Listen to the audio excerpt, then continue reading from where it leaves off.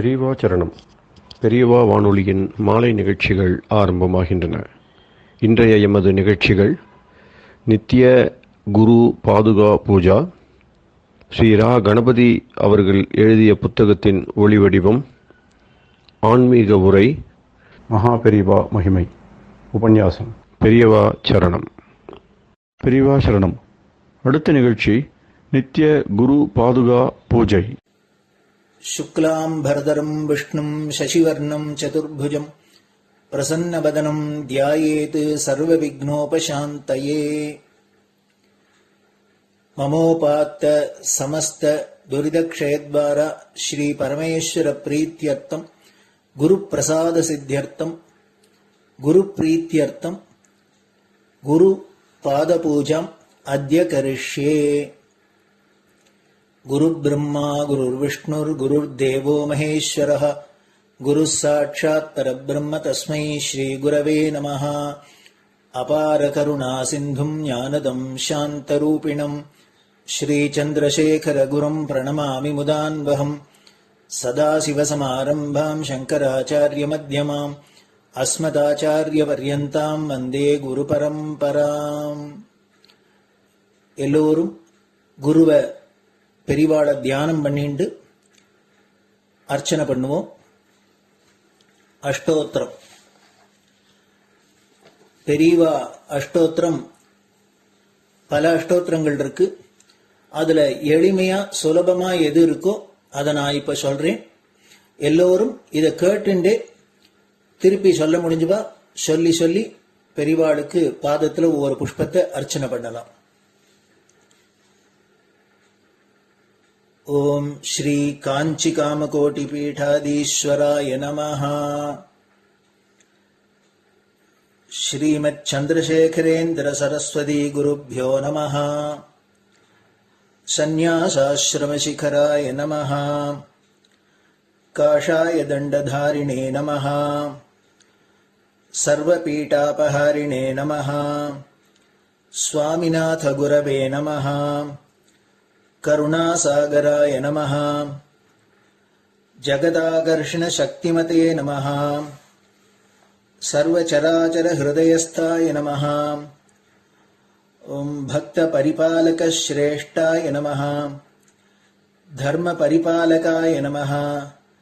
श्री जयेन्द्र सरस्वत्याचार्याय नमः. श्री विजयेन्द्र सरस्वती पूजिताय नमः. शिवशक्ति स्वरूपाय नमः. भक्ताभीष्ट प्रदायकाय नमः. ब्रह्मण्य पोषकाय नमः. ब्रह्म विष्णु शिवैक्य स्वरूपाय नमः. कांची क्षेत्रवासाय नमः. कैलाश शिखरवासाय नमः. स्वधर्म परिपोषकाय नमः. चातुर्वर्ण संरक्षकाय नमः. लोकरक्षण संकल्पाय नमः. ओम ब्रह्मनिष्ठापराय नमः. सर्वपापहराय नमः. धर्मरक्षक संतुष्टाय नमः. भक्तार्पितधन स्वीकर्त्रे नमः. सर्वोपनिषत् सारज्ञाय नमः. सर्वशास्त्रगम्याय नमः. सर्वलोक पितामहाय नमः. भक्ताभीष्ट प्रदायकाय नमः. ब्रह्मण्य पोषकाय नमः. नानाविध पुष्पार्चितपताय नमः. रुद्राक्ष क्रीडधारिणे नमः. भस्मोद्दोलित विग्रहाय नमः. सर्वज्ञाय नमः. सर्वचराचर व्यापकाय नमः. अनेक शिष्य परिपालकाय नमः. मनश्चाञ्चल्य निवर्तकाय नमः. अभयहस्ताय नमः. भयापहाय नमः. यज्ञपुरुषाय नमः. यज्ञानुष्ठान रुचिप्रदाय नमः. यज्ञसम्पन्नाय नमः. यज्ञसहायकाय नमः. यज्ञफलदाय नमः. यज्ञप्रियाय नमः. उपमानरहिताय नमः. स्फटिक तुलसी रुद्राक्ष हारधारिणे नमः. चातुर्वर्ण समदृष्टये नमः. ऋग्यजुस्साम अथर्वणादि चतुर्वेद संरक्षकाय नमः.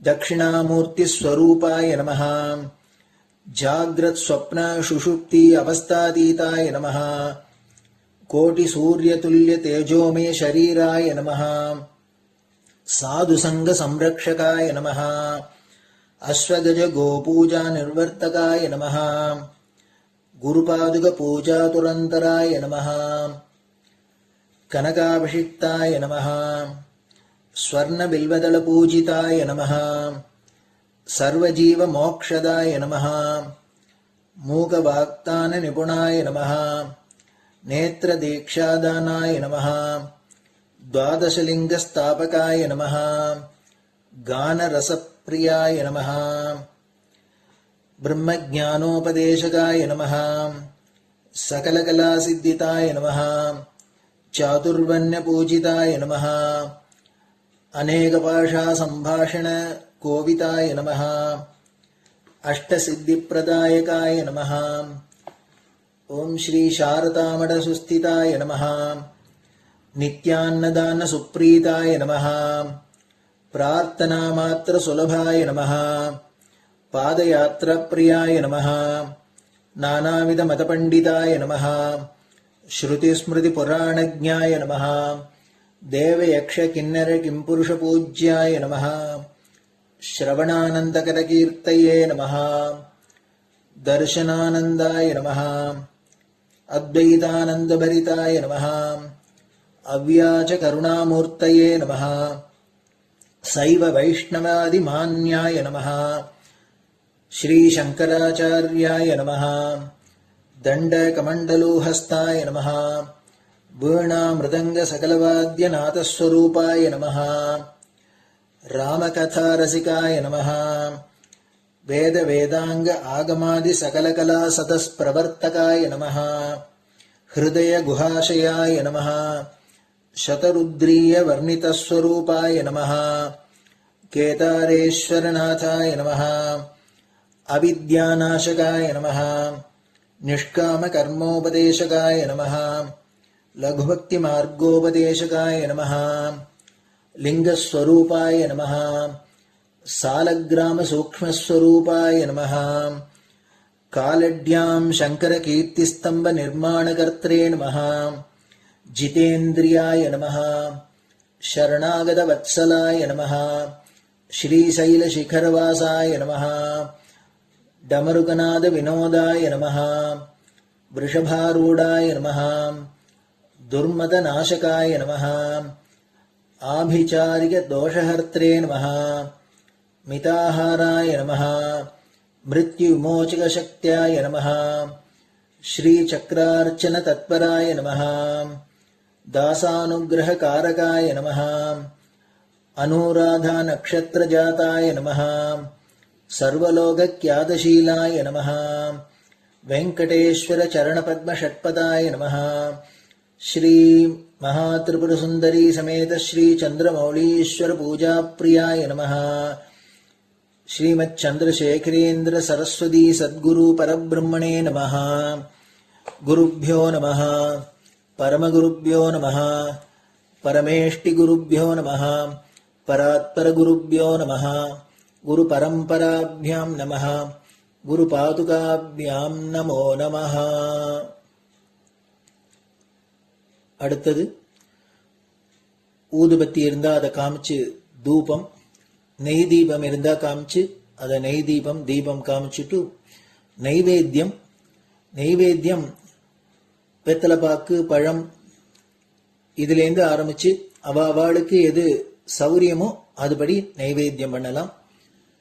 அதுக்கு அடுத்தது கற்பூர ஹாரத்தி பண்ணி எல்லோரும் பிரதட்சிண நமஸ்காரம் பண்ணி பெரியவாள்கிட்ட பிரார்த்தனை பண்ணிண்டு எல்லோரும் க்ஷேமமா இருக்கணும், லோகம் பரம மங்களமா சௌக்கியமா இருக்கணும், எல்லோரும் வியாதி வெக்க இல்லாத ஆயுராரோக்கிய ஐஸ்வர்யத்தோட சாந்தம் அமைதியோட ஞான வைராக்கியத்தோட எல்லோரும் நல்லவர்களாயிருந்து நன்மையை அடையணும்னு பிரார்த்தனை பண்ணி இந்த பூஜையை தினம் செய்யலாம். குரு பிரம்மா குருர் விஷ்ணுர் குருர் தேவோ மகேஸ்வரः குரு சாட்சாத் பரபிரம்ம தஸ்மை ஸ்ரீ குரவே நமஹ. அபார கருணா சிந்தும் ஞானதம் சாந்தரூபிணம் ஸ்ரீ சந்திரசேகர குரும் பிரணமாமி முதான்வகம். சதாசிவசமாரம்பாம் சங்கராச்சாரிய மத்யமாம் அஸ்மதாச்சாரிய பர்யந்தாம் வந்தே குரு பரம்பராம். குரு பாத பூஜை நிறைவடைஞ்சது. பெரியவா சரணம். பெரியவா சரணம். பெரியவா வானொலியில் நேயர்கள் அடுத்து கேட்க இருப்பது ஸ்ரீ ரா கணபதி அவர்கள் எழுதிய புத்தகத்தின் ஒளி வடிவம். அளிப்பவர் ஸ்ரீமதி உமா சங்கர் அவர்கள். தேனினும் இனிய சொல்லான் தீச்சுடர் மேனி கொண்டான் ஊனுயிர்க்குயிரதான ஒன்றினைக் கலந்து நின்றான் ஏனினிக் கவலை நெஞ்சே இன்றுனக் அருள் செய்தான் இஞ்ஞானவான் காமகோட்டி நாதனை நம்புவோமே. ஜெய ஜெய சங்கர, ஹரஹர சங்கர. மகாபெரியவாளின் உபன்யாசங்களை ரா கணபதி அண்ணா தெய்வத்தின் குரல் என்ற பெயரில் 7 பாகங்களாக தொகுத்து அளித்ததின் 6ஆம் பாகத்தின் முதல் பகுதி. 16 பெற்று பெருவாழ்வு, எல்லா இடையூறும் நீங்க உபாயம். கல்வி ஆரம்பிக்கிற சமயத்தில், கல்யாண காலத்தில், ஒரு இடத்துக்கு புதிசாக போகிற போது, ஒரு இடத்திலிருந்து புறப்படுகிற போது, யுத்த சமயத்தில் இப்படி ஒன்றொன்றாக சொல்லிக் கொண்டு போவானேன். சகல காரியத்திலும் என்று சொல்லிவிடலாம். சகல காரியத்திலும் எவனோ ஒருத்தனுக்கு இடைஞ்சல் என்பதே ஏற்படுவதில்லை. வித்யாரம்பே விவாகேச்ச பிரவேசே நிர்கமே ததா சங்கிராமே சர்வகாரியேஷு பிக்னஸ்தஸ்ய ந ஜாயத்தே. வித்யாரம்பே படிப்பு ஆரம்பிக்கும் போது, அதிலிருந்து பிரம்மச்சரிய ஆசிரமம், அந்த ஆசிரமம் வகிக்கிற காலத்தில் இடைஞ்சல் வராது. விவாகேஷ கல்யாணத்தின் போதும், அதாவது கிரகஸ்தாசிரமத்திலும் இடையூறு வராது. ரொம்ப ஸ்வல்ப பேரே சந்நியாசாசிரமம் வாங்கிக் கொள்வதால் பிரம்மச்சரிய கிரகஸ்தாசிரமங்களை சொன்னதிலேயே ஒரு மனுஷனின் வாழ்நாள் முழுவதையும் சொன்னதாக ஆகிவிட்டது. வாழ்க்கை பூரா அவனுக்கு இடையூறு இல்லை. வாழ்க்கை என்கிறது என்ன? பல தினசான சலனங்கள் தான். இப்போது இருப்பது நாளைக்கு இல்லை என்று மனசாலேயும் வாக்காலேயும் சரீரத்தாலேயும் புத்தியாலேயும் பணத்தாலேயும் பல தினசு காரியங்களை பண்ணி மாறிக்கொண்டே இருப்பதுதான். ஆலோசித்து பார்த்தால் தெரியும், லைஃப் என்பது மூமெண்ட்டுகள் தான் என்று. இதிலே சரீரத்தால் பண்ணும் மூமெண்ட்டுகள் தான் பளிச்சென்று தெரிவது. அதிலேயும் சரீரம் முழுவதையும் ஒரு இடத்திலிருந்து இன்னொன்றுக்கு மாற்றி பிரயாணம் பண்ணுகிறோமே, அதுதான் முக்கியமான மூமெண்ட் ஆக தெரிகிறது. அதைத்தான் பிரவேசே நிர்கமே ததா என்று சொல்லி இருக்கிறது. பிரவேசம் ஒரு இடத்துக்குள்ளே போவது, நிர்கமம் ஒரு இடத்திலிருந்து புறப்பட்டு வெளியில் போவது. இப்படியே எந்த விதமான மூமெண்டாலும் ஏதோ ஒரு விஷயத்திற்குள் பிரவேசிக்கிறோம், ஏதோ ஒன்றை விட்டு புறப்படவும் செய்கிறோம். இவை எல்லாவற்றிலும் ஒருத்தனுக்கு இடைஞ்சல் வராது. வாழ்க்கையை சலனம் என்று சொன்னேன். இன்னொரு டெபினிஷனும் இலக்கணமும் சொல்கிறதுண்டு. பத்திரிகைகளில் அந்த டெபினிஷன் தான் ரொம்பவும் அடிபடுகிறது. வாழ்க்கை போராட்டம், வாழ்க்கை போராட்டம் என்றே நிறைய கேட்கிறோம். Darwin theory, Herbert Spencer theory எல்லாமே போராடி போராடித்தான் ஜீவகுலம் உருவாகி இருக்கிறது என்றே சொல்கின்றன. யோசனை பண்ணி பார்த்தால் சலனமும் போராட்டமும் ஒன்றுக்கொன்று கனெக்ஷன் உள்ளவை என்று தெரியும். யாரோ ஒரு ஜீவனுக்கு மட்டும் சலனம், மற்றதெல்லாம் சலனமில்லாமல் இருக்கிறது என்றால்தான் இந்த ஒருத்தன் தன்னிஷ்டப்படி சுகமாக சஞ்சாரம் பண்ண முடியும். எல்லா தினசு சஞ்சாரங்களையும் தான் சொல்கிறேன். ஆனால் வாஸ்தவத்தில் அப்படியாயிருக்கிறது? அத்தனை ஜீவராசிகளுக்கும் தான் ஓயாத சலனமாக இருக்கிறது. அசேதன வஸ்துக்களிலும் கூட ஒரே சலனம். ஒரு அணுவுக்குள்ளே கூட எலக்ட்ரிசிட்டியின் வேகத்தோடு சதா சஞ்சாரம் நடந்து கொண்டே இருக்கிறது. இப்படி பல உயிர்களும் ஜடவஸ்துக்களும் ஒரே சமயத்தில் சஞ்சரித்துக் கொண்டிருந்தால் அவற்றுக்கிடையே மோதல்களும் உண்டானபடிதானே இருக்கும். போராட்டம் என்கிறது மோதல் தானே. இன்னும் அடிப்படைக்கு போனால் ஒரு ஜீவனோ ஜட்டமோ சலனம் அடைகிறதென்பதே போராடுவதுதான். சாந்தம் வந்துவிட்டால் நிச்சலனமாக அடங்கி போய்விடுவோம் என்று நன்றாக தெரிகிறதோ இல்லையோ? ஆகையால் சலனம் இருந்தால் சாந்தி இல்லை என்று ஆகிறது. சாந்தி இல்லாமல் இருப்பதுதான் போராட்டம். வார் அண்ட் பீஸ் என்று எதிர்ப்பதங்களாக சொல்கிறோம் அல்லவா? வாழ்க்கையே போராட்டம் என்றாலும் குறிப்பாக அப்படி தெரிவது ஒருத்தரோடொருத்தர் போட்டுக்கொள்ளும் சண்டைதான். அதைத்தான் சங்கிராமே என்று சொல்லி இருக்கிறது. சங்கிராமம் என்றால் யுத்தம். யுத்தத்தில் ஒருத்தனுக்கு இடையூறு வராது, அவன் ஜெயசாலியாக விளங்குவான். நீட்டி அர்த்தம் பண்ணிக்கொண்டால் வாழ்க்கையின் அநேக பிரவேச நிர்கமங்களான போக்குவரத்துக்களிலேயும் சகலவிதமான போராட்டங்களிலேயும் அவன் இடையூறு எதுவும் இல்லாமல் வெற்றியோடு விளங்குவான். அர்த்தத்தை இன்னமும் கொஞ்சம் நீட்டி ஒரு சலனமும் போராட்டமும் இல்லாத பூர்ண ஸ்திதியான ஆத்மசமாதி நிலையை அடைவான் என்று வேண்டுமானாலும் வைத்துக் கொள்ளலாம். வித்யாரம்பத்தால் பிரம்மச்சரியத்தையும் விவாகத்தால் கிரகஸ்தாசிரமத்தையும் சொன்ன மாதிரி அப்புறம் சமாதி நிலையில் கொண்டு சேர்க்கும் சந்நியாசாசிரமத்தை குறிப்பிடுகிற மாதிரியும் அர்த்தம் பண்ணிக்கொள்ளலாம். இதிலே அதிலே இந்த ஆசிரமத்திலே அந்த ஆசிரமத்திலே என்று எதற்காக பலவற்றை சொல்லணும்? சுருக்கமாக அத்தனையையும் அடக்கி எல்லா காரியத்திலேயும் சர்வ காரியேஷு அவனுக்கு இடைஞ்சல் இல்லை, அதாவது வெற்றிதான் என்று ஸ்லோகத்தை முடித்திருக்கிறது. சர்வ காரியேஷு விக்னஸ்தஸ்ய ந ஜாயதே. தஸ்ய அவனுக்கு சர்வ காரியேஷு சகல காரியங்களிலேயும் விக்னஹா இடைஞ்சல் ந ஜாயத்தே உண்டாவதில்லை. நமக்கு ஒன்றை பலது சொல்லி விஸ்தாரம் பண்ணி காட்டினால்தான் மனசில் பதிகிறது. எல்லாவற்றிலும் இடைஞ்சல் உண்டாகாது என்று மட்டும் சொன்னால் அவ்வளவு அழுத்தமாக தெரியாது. இதில் உண்டாகாது அதில் உண்டாகாது என்று அநேகம் சொல்லி அப்புறம் எதிலுமே உண்டாகாது என்றால்தான் மனசில் அழுந்த பதியும் என்றே அப்படி சொன்னது. சர்வ காரியேஷு விக்னஸ்தஸ்ய ந ஜாயத்தே.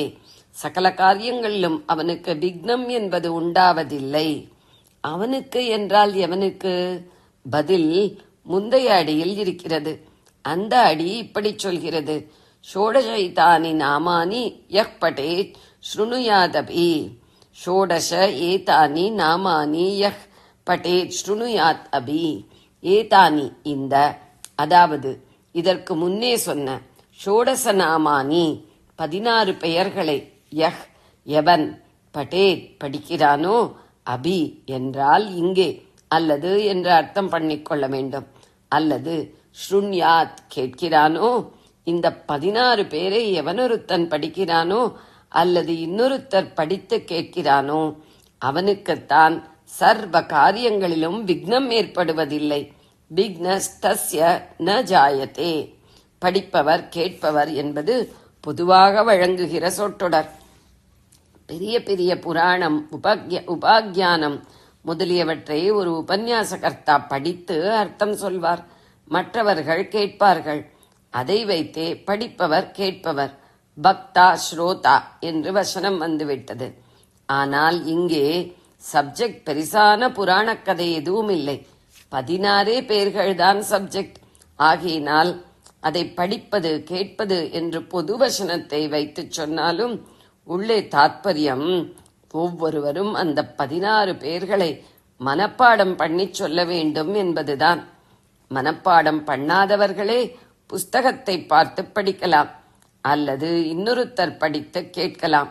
இம்மாதிரி அந்த 16 நாமாக்களை படித்தால் அல்லது கேட்டால் அல்லது இது இரண்டையும் விட சிரேஷ்டமாக மனப்பாடமாக சொன்னால் அப்படி பண்ணுகிறவருக்கு வித்யாரம்பம், விவாகம், பிரவேசம், நிர்கமம், சங்கிராமம் முதலானவற்றில் சகல காரியங்களிலுமே விக்னம் உண்டாகாது. அதென்ன 16 நாமா? அவை எந்த சுவாமியுடையவை? ஒரே சுவாமியின் நாமாக்களா, பல சுவாமிகளுடைய நாமாக்களா? ஒரே சுவாமியுடையவைதான். விக்னம் வராது என்பதிலிருந்தே ஊகித்து விடலாம் அந்த ஒரு சுவாமி யாரென்று. விக்னேஸ்வரர் தான். அவருக்கு அநேகம் பெயர்கள், சகஸ்ரநாமா, அஷ்டோத்தர சதநாமா எல்லாம் உண்டு.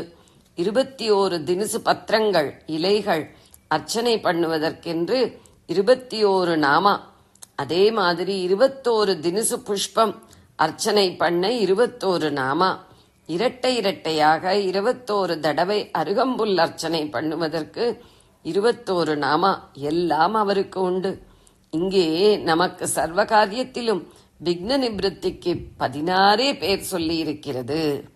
16 பெருமை. 16 உத்கிருஷ்டமான மிக்க உயர்வு பொருந்திய நம்பர். ஷோடச கலாபூர்ணம் என்பது ஷோடசம் 16. அமாவாஸ்யையில் ஆரம்பித்து பௌர்ணமி வரை 16 கலைகள். 16வது கலையை அடைகிற போதே சந்திரன் பூர்ண சந்திரனாவது. ஓரளவுக்கு விரிவாக நாம் பண்ணுகிற பூஜை ஷோடசோபசாரம் என்கிற 16 வித உபசாரங்களை கொண்டதாக இருக்கிறது. சப்தமாத்ருகா என்று 7 தேவிகளை சொல்கிற மாதிரி ஷோடச மாத்ருகா என்றும் 16 தேவதைகள் உண்டு. அம்பாள் ராஜராஜேஸ்வரி மந்திரங்களிலே ஷோடசாட்சரிதான் உச்சி. அதனால் அம்பாளுக்கே ஷோடசி என்று ஒரு பெயர். அம்மாவுக்கு ஷோடச அக்ஷரம், பிள்ளைக்கு பிள்ளையாருக்கு ஷோடச நாமாக்கள். 16 பெற்று பெருவாழ்வு வாழணும் என்று ஆசீர்வாதம் பண்ணுவது தமிழ் தேச வழக்கு. வேதத்தில் ஒரு சுமங்கலிக்கு என்ன ஆசீர்வாதம் சொல்லி இருக்கிறதென்றால், பகவானே, இவள் 10 குழந்தைகளை பெற்றுக்கொண்டு அப்புறம் பதியையும் 11வது குழந்தையாக ட்ரீட் பண்ணவை என்று உள்ளே ரொம்ப அர்த்தம் வைத்து அழகாக சொல்லி இருக்கிறது. ரிக்வேதம் 10:85-45. தமிழ் வழக்கில் 16 பெற்று என்று இருக்கிறது. ஃபேமிலி பிளானிங் யுகம் சொன்னாலே உள்ளே தள்ளி விடுவார்களோ என்று பயமாயிருக்கிறது. ஆனால் 16 பெற்று என்பது குழந்தை பெற்றுக் கொள்வதை குறிக்கவில்லை என்றும், வாழ்க்கை நல்லவிதமாக இருப்பதற்கு வேண்டிய 16 விஷயங்களையே குறிக்கின்றனவென்றும் சொல்கிறார்கள். பெரும் பேறு பெறுவது என்று ஒரு ஃப்ரேஸ், சொற்றொடர் இருக்கிறது. பெறப்படுவதுதான் பேரு. பிரசவ காலத்தை பேற்றுக்காலம் என்பது அதனால்தான். பெரும் பேறு என்கிற போது ரொம்ப பாக்கியவசமான ஒன்று, அதிருஷ்டவசமான ஒன்று என்ற அர்த்தத்தில் சொல்கிறோம். நாமாக ஒன்றும் பாடுபடாமல் ஈஸ்வர அனுகிரகத்தால் பெற்றுக்கொள்வதையே இங்கே பேரு என்பது. கிஃப்டட் என்று இதே அர்த்தத்தில் அவர்களும் மேல்நாட்டினரும் சொல்கிறார்கள். இம்மாதிரியான 16 பேறுகளை பெறுவதைத்தான் 16 பெற்று என்பது. ஈஸ்வரன் அருளில் தன்னியல்பாக கிடைப்பவை மட்டுமின்றி நாமாக முயற்சி பண்ணி உழைத்து பெறக்கூடியனவும் இவற்றில் உண்டு. யோசித்து பார்த்தால் நாம் ஒன்றும் செய்யாமல் பிறக்கும் போதே அவன் கொடையாக கிடைப்பதும் கூட பூர்வ ஜன்மாவில் நாம் இருந்ததையும் பண்ணினதையும் வைத்து அவன் கொடுத்ததுதான் என்று தெரியும். நம் கர்மாவுக்காக கிடைக்க வேண்டிய நல்லதுகளையே அவன் கருணையால் கொஞ்சம் கூட போட்டு கொடுத்திருக்கலாம். அப்படி பேறு பெற்றவனே அதிருஷ்டக்காரன் என்கிறோம். நம் அறிவால் காண முடியாமல் அதிருஷ்டமாக, அதிருஷ்டம் என்றால் காண முடியாதது என்றே நேரர்த்தம் உள்ள பூர்வ சுகிருத பலனைத்தான் சாஸ்திரம் அதிருஷ்ட பலன் என்பதே. எந்த ஒரு வழிபாடும் ஆரம்பிக்கும் போது இதற்காக இந்த பூஜை பண்ணுகிறேன் என்று சங்கல்பம் செய்து கொள்ள வேண்டும். எதற்காக என்றால், சக குடும்பம், தன் குடும்பம் முழுதும் க்ஷேமம், தைரியம், ஸ்திரத்தன்மை, ஸ்டெபிலிட்டி என்பது, வீரியம், விஜயம், ஆயுஷ், ஆரோக்கியம், ஐஸ்வர்யம் ஆகிய எல்லாவற்றிலும் அபிவிருத்தி காண்பதற்காக என்று 7 சமாச்சாரங்களை சொல்லி, அப்புறம் தர்ம, அர்த்த, காம, மோக்ஷம் என்ற 4 புருஷார்த்தங்கள் சித்திப்பதற்காகவும் 7 4 11 அப்புறம் இஷ்டகாமியார்த்த சித்தியர்த்தம் என்பதாக மனோரத்தங்களின் பூர்த்தியை வேண்டி என்று ஒன்று. இதோடு 12 சமஸ்த மங்களங்களும் கிடைப்பதற்காக, சமஸ்த துரிதங்களும் அதாவது பாபங்களும் ஒடுங்கி போவதற்காக என்று மேலும் 2 கூட்டி இதோடு 14 விஷயங்களாச்சு. அப்புறம் புத்திர பௌத்திரர்கள் அபிவிருத்தியாவதற்காக என்று 15வது.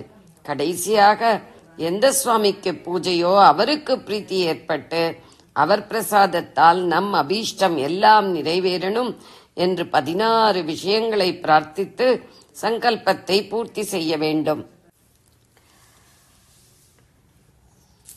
இதில் லௌகீகம் ஜாஸ்தி இருக்கிறது என்று நினைப்பவர்கள் முடிவாக இன்னும் 2 சேர்த்துக் கொள்வார்கள். ஞானம் வைராக்கியம் என்ற 2 சித்திப்பதற்காக ஞான வைராக்கிய சித்தியர்த்தம் என்று சேர்த்துக் கொள்வார்கள். 16 பெற்று என்று தமிழ் வழக்கில் சொல்லும் 16ல் ஏறக்குறைய இப்போது நான் சொன்ன 16 சமாச்சாரங்களும் வந்துவிடுவதாக ஞாபகம். சரியாக நினைவில்லை. வீரிய விஜய என்று இதில் வருவது போலவே வீறு விஜயம் என்று அதில் அடுத்தடுத்து வரும் என்று மட்டும் ஞாபகம் இருக்கிறது. தமிழ் வழக்கில் உள்ள 16 பேருக்களை பற்றிய தனிப்பாடல். துதிவாணி, வீறு, விஷயம், சந்தானம், துணிவு, தனம், மதி, தானியம், சௌபாகியம், போகம், அறிவு, அழகு, புதிதாடு பெருமை, அறம், குலம், நோயகல், பூண்வயது 16 பேரும் தருவாய் மதுரை பராபரனே. பேர்கள் 16, பிள்ளையாருக்கு பேர்கள் 16. ஷோடசநாம ஸ்லோகங்கள். விக்னேஸ்வரருக்கு 16 பேர் முக்கியமாக சொல்லி இருக்கிறது. சுமுகர், ஏகதந்தர், கபிலர், கஜகர்ணகர், லம்போதரர், விகடர், விக்னராஜர், விநாயகர், தூமகேது, கணாத்யக்ஷர், பாலச்சந்திரர், கஜானனர், பக்ரதுண்டர், சூர்பகர்ணர், ஹேரம்பர், ஸ்கந்தபூர்வஜர் என்று 16 பேர் ஷோடசநாமா என்று விசேஷமாக சொல்வது. சுலபமாக ஞாபகம் வைத்துக்கொண்டு ஸ்தோத்திரம் பண்ணுவதற்கு வாக்காக இந்த 16 பேர்களை 2 ஸ்லோகங்களாக பண்ணி கொடுத்திருக்கிறது. சுமுகச்ச ஏகதந்தஷ கபிலோ கஜகர்ணகா, லம்போதரஷ விகடோ விக்னராஜோ விநாயகா, தூமகேதுர் கணாத்யக்ஷகா, பாலச்சந்திரோ கஜானனகா, வக்ரதுண்டகா சூர்பகர்ணோ, ஹேரம்பகா ஸ்கந்தபூர்வஜகா. இதற்கப்புறம்தான் நான் முதலில் சொன்ன ஸ்லோகம். வழக்கமாக உள்ள 2 வரி ஸ்லோகத்துக்கு வித்தியாசமாக 3 வரி ஸ்லோகம். ஷோடசைத்தானி நாமானி யக் பட்டேத் ஸ்ருணுயாதபி வித்யாரம்பே விவாகேச்ச பிரவேசே நிர்கமே ததா சங்கிராமே சர்வகாரியேஷு விக்னஸ்தஸ்ய ந ஜாயதே. விக்னேஸ்வரர் அநேக ரூபங்கள் எடுத்துக்கொண்டிருக்கிறார். அதிலே ஷோடச கணபதி என்று 16 ரூபங்கள் ஒரு குரூப்பாக உண்டு. ராமேஸ்வரம் அக்னி தீர்த்தக்கரையில் ஸ்ரீசரணர்கள் எழுப்பியுள்ள ஆதிசங்கர விமான ஆலயத்தில் ஷோடச கணபதி மண்டபம் கருங்கல் திருப்பணியாக அமைக்கப்பட்டுள்ளது. அந்த 16 மூர்த்திகளுடைய பெயர்கள்தான் இந்த 16 நாமாவா என்று பார்த்தேன். அப்படி இல்லை என்று தெரிந்தது. ஷோடச நாமாக்களில் 3வது கபிலர் என்பது. அப்படியென்றால் பாக்கு மாதிரி சிவப்பு நிறமாயிருப்பவர் என்று அர்த்தம். ஆனால் ஷோடச ரூபங்களில் 3வதாக வருகிறவரையோ சரத்கால சந்திரன் மாதிரியான நிறமுள்ளவர் என்று தியான ஸ்லோகம் சொல்கிறது. ஷோடச நாமாக்களில் கடைசிக்கு முந்தைய 15வது நாமாவாக ஹேரம்ப என்ற பெயர் வருகிறது. ஷோடச ரூபங்களிலோ 11ஆமவராக வருகிறவருக்கே ஹேரம்ப கணபதி என்று பெயர் கொடுத்திருக்கிறது. இப்படி பல வித்தியாசங்கள். வரிசை கிரமமாக இந்த ஷோடச நாமாக்களில் ஒவ்வொன்றுக்கும் ஷோடச கணபதிகளில் ஒவ்வொருவர் என்று இல்லை. இது வேறே அது வேறே கிளாசிபிகேஷன் என்று தெரிந்தது. 16 நாமாக்கள் தான் இப்போது நமக்கு விஷயம். ஜெய ஜெய சங்கர, ஹர ஹர சங்கர. பெரியவா சரணம்.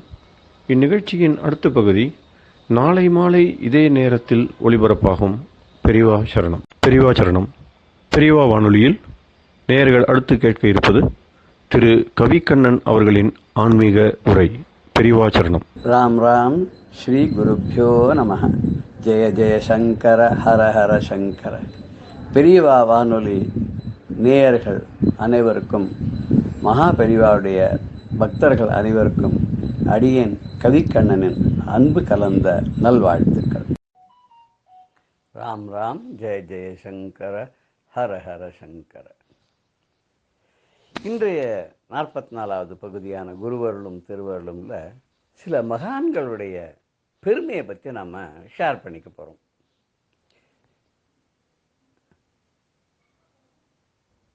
காஞ்சி பீட்டத்தில் 58 56 பீட்டாதிபதியாக இருந்தவர்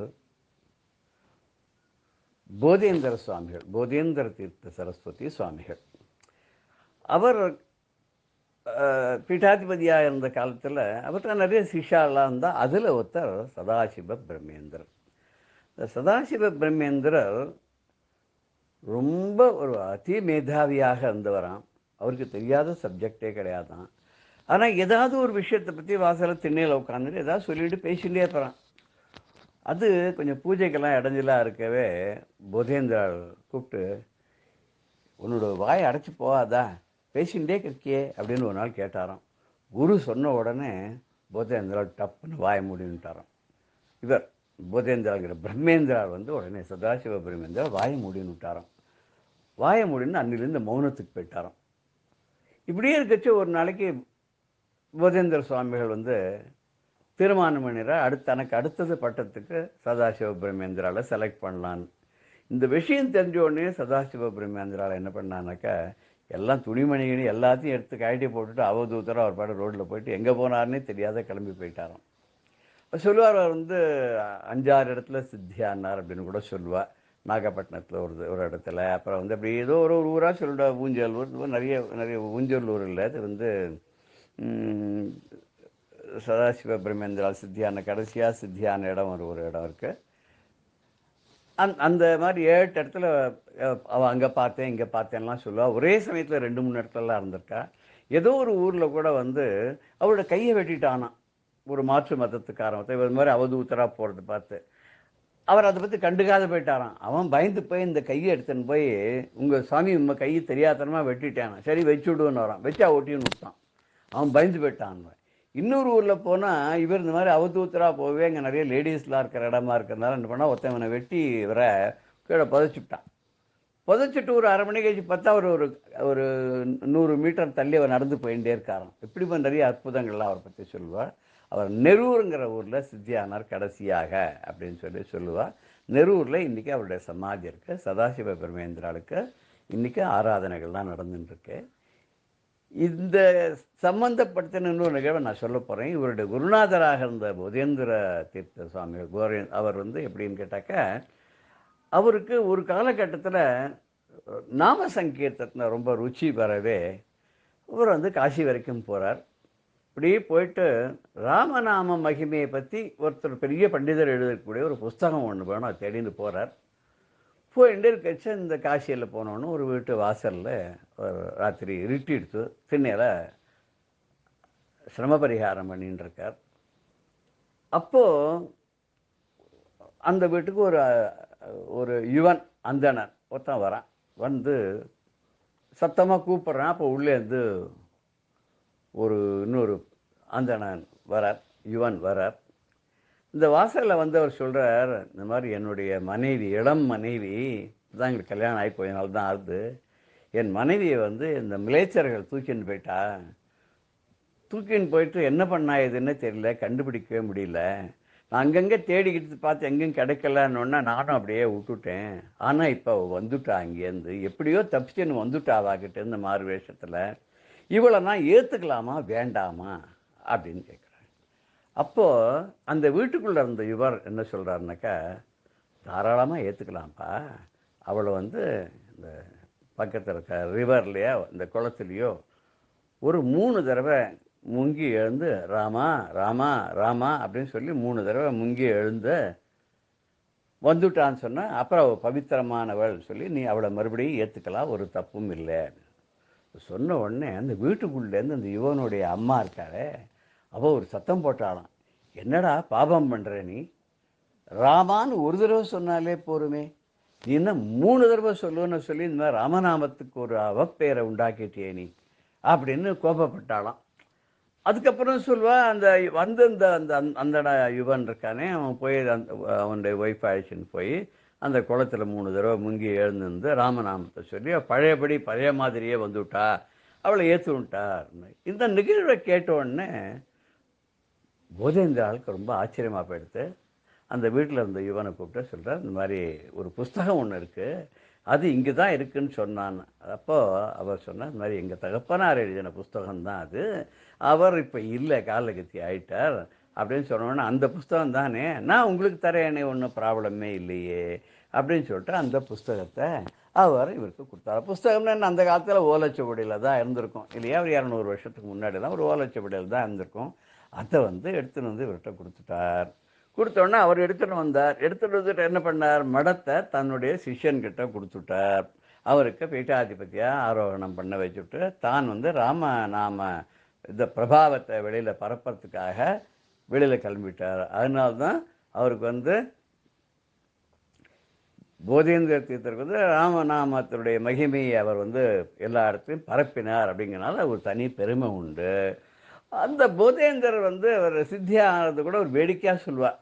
அந்த காவேரி கரையில் அந்த மணலெல்லாம் விளையாடின்னு இருக்கக்கூடிய குழந்தைகள்கிட்ட, நான் இங்கே உள்ளுக்குள்ளே பள்ளம் தோண்டு, நான் ஒளிஞ்சிக்கிறேன் பார், நான் இன்னொரு இடத்துலேருந்து வெளியில் வருவேன் அப்படின்னு சொல்லிட்டு ஒரு 2-3 இடத்துல பண்ணாராம். 3ஆவது தடவை உள்ளே போனவர் வரவே இல்லையா. அந்த குழந்தைகள்லாம் வீட்டில் போய் சொன்னோடனே எல்லாரும் தேடின்னு பார்க்குறா, எங்கேயுமே காணோம்னா. அப்புறம் நாளடைவில் என்ன ஆச்சு, காவேரி கொஞ்சம் பெருசாகி தண்ணியெல்லாம் உள்ளே வர ஆரம்பிச்சு இந்த அவர் சித்தியான இடம் மறைஞ்சு போயிடுத்துன்னா, பிற்காலத்தில் சத்குரு சுவாமிகள்னு ஒருத்தர் வந்தார். அதுக்கப்புறம் 100 வருஷம் கழிச்சு அவர் தான் அந்த இடத்த கண்டுபிடிச்சார்.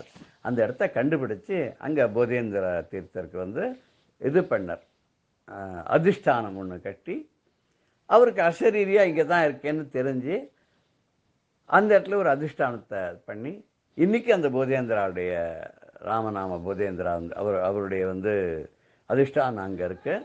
இன்றைக்கி அங்கே எல்லாரும் சுற்றி சுற்றி ராம ராம ராம ராம ராம ராமன்னு சொல்லிட்டு தான் இருப்பா. என்ன வேலை செஞ்சாலும் ராம ராமா, நீங்கள் எதாவது கேள்வி கேட்டாலும் ராம் ராம்னு தான் பதில் சொல்லுவாவா. அங்கே சாப்பாடு எல்லாருக்கும் போட்டுன்னு இருந்தா, இப்போ என்னன்னு தெரியாது, ஃப்ரீயாக சாப்பாடு போட்டுன்னு இருந்தா. கரிகான இருக்கிறவா கூட ராம ராமா ராம ராமான்னு சொல்லுவா. பாத்திரம் தேய்க்கிறவா கூட ராம ராமான்னுவா. பரமாரவா ராம ராமான்னு சொல்லுவா. வேணுமா போருமான்னு கேட்கறது கூட ராம ராமான்னு சொல்லுவா. இங்கே அப்பேற்பட்ட ஒரு இடம். அதுக்கு பக்கத்துலேயே முரளிதர சுவாமிகள் கூட ஒரு ஆஞ்சநேய சுவாமிக்கு ஒரு கோவில் கட்டியிருக்கார். அதுக்கும் பக்கத்தில் ஒரு தீபம் வச்சு ராதா கிருஷ்ணனை பிரதிஷ்டை பண்ணி அங்கே எல்லாரும் ஹரே ராம ராம ராம ஹரே ஹரே, ஹரே கிருஷ்ண கிருஷ்ண கிருஷ்ண ஹரேன்னு சொல்லி 24 மணி நேரம் விடாத சுற்றிகிட்டே இருப்பா. ஒருத்தர் போனால் கூட இன்னொருத்தர் வந்துட்டு இருப்பா, ஜாயின் பண்ணிகிட்டே இருப்பா. ஏதோ ஒரு 3-4 பேர் சுற்றிகிட்டே இருப்பா, பிரதட்சணை பண்ணிட்டே இருப்பா. இது மாதிரி நிறைய இடங்களில் நிறைய பேர்லாம் இப்படியே ராமனுடைய நாமத்தையும் கிருஷ்ணனுடைய நாமத்தையும் பஜனையாகும் நாம சங்கீர்த்தனமாகும் இப்படிலாம் பண்ணிட்டு இருக்கிறதுனால தான் இன்றைக்கி நாடு கொஞ்சமாவது சுபிட்சமாக இருக்குது. அப்பப்போவாது மழை பெய்யுறது, மக்கள்லாம் சந்தோஷமாக இருக்கிற அளவுக்கு ஒரு அளவுக்கு பகவானுடைய கருணை நம்ம எல்லாருக்கும் கிடைக்குதுன்னு இதுதான் முக்கியமான காரணங்கிறது எல்லாருக்கும் தெரியணும். இந்த போதேந்திர சுவாமிகளுடைய சிஷ்யரான சதாசிவ பிரம்மேந்திரா சித்தியான நெரூர் இருக்கு. அந்த இடத்துக்கு ஒரு சமயத்தில் சிங்கேரி ஆச்சாரியார் அந்த சிவாபினவ சச்சிதானந்த நரசிம்ம பாரதி சுவாமிகள் அப்படின்னு சொல்கிறோமே, அவர் அந்த இடத்துக்கு விஜயம் பண்ணுறார். அவருடைய குரு பேர் உக்ர நரசிம்மர்னு பேர். அந்த உக்ர நரசிம்மர் அவர் பார்த்தாலே எல்லாரும் பயப்படுவாளாம். ஒரு தடவை பல்லக்கில் போயின்னு இருக்காராம், அவர் தங்க பல்லக்கில். இவர் சிவாபினவர் பின்னாடி வெள்ளி பல்லக்கில் போயின்னு இருக்காராம். திடீர்னு போயின்னு இருந்தார், முன்னாடி போயின்னு இருந்த மகாசன்னிதானம். பல்லக்கை நிறுத்து, பின்னாடி சுவாமிகள் வர்றார், இளையவர், அவரை கூப்பிடுன்னு வரான். கூப்பிட்டு அவர் கிட்ட வந்தோன்னு கேட்டாராம், என்ன மனசில் நாமளும் ஒரு நாள் இப்படி தங்க பல்லக்கில் போவோம்னு தோன்றதோ அப்படின்னாராம். இவர் நடுங்கி போயிட்டாராம். ஐயோ, நம்ம கேஷுவலாக நினச்சது இவருக்கு தெரிஞ்சு போச்சேன்னு. உடனே அவர் சொன்னாராம், கீழே இறங்கிவிட்டு அதுவும் அந்த குடுவையில் இருக்கிற நெல்லிலேருந்து ஒரு பிடிச்சி எடுத்து என்னோட சீட்டில் போடு அப்படின்னாராம். சரி, குரு சொன்ன உடனே இவர் எடுத்து சீட்டில் எடுத்து ஒரு பிடிச்ச நெல் எடுத்து அந்த சீட்டில் போட்டால் அத்தனையும் பொரிஞ்சு போய் அப்படியே நெல் பொரியாயிடுத்தான். சொன்னாராம், என்னைக்கு உனக்கு உன்னுடைய தப்போ வலிமையினால இப்படி ஒரு நிலைமை வருதோ, உன்னுடைய சீட்டில் நீ ஒரு பிடிச்ச நெல் அள்ளி போட்டது பொரியாதோ, அன்னைக்கு நானே உனக்கு தங்க பல்லக்கில் ஏற்பாடு பண்ணி தரேன்னு. ஆனால் ஒரு வெடிக்காக சொல்வா. சிவாபினவர் தங்க பல்லக்கிலே கடைசி வரைக்கும் ஏறலை அப்படின்னு கூட சொல்வா. அவர் ஒரு சமயத்தில் நெரூருக்கு போகிறாராம். நெரூருக்கு போகும்போது அவர் பல்லக்கில் போயிட்டு இருக்கார்.